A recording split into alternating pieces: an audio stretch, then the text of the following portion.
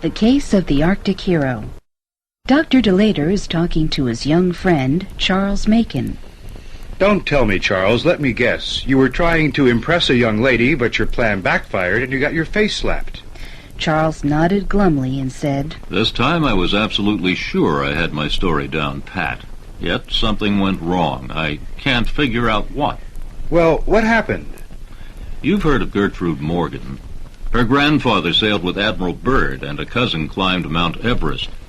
If you haven't combed icicles from your whiskers, you don't rate with her. So what did you do? Well, I took her to dinner on Christmas Eve, and it seemed a good time to bring out my Arctic Circle story. I opened by commenting that I had once spent Christmas Eve in less comfortable surroundings, and then I told her about the morning that Lieutenant Craven and I were mushing back to the Navy's Arctic Observation Weather Station. Suddenly Craven fell and fractured his leg. 10 minutes later, the stretch of ice we were crossing broke loose, and we began to drift out to sea. That sounds like an impressive story. What then? I realized Craven and I and the dogs would freeze to death unless I started a fire.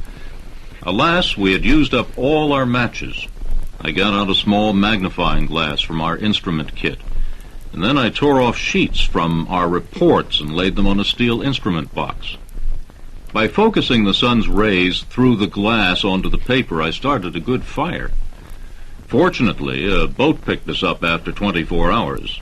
The captain said I was something of a hero. But I'll bet Miss Morgan didn't think so, Charles, and no wonder.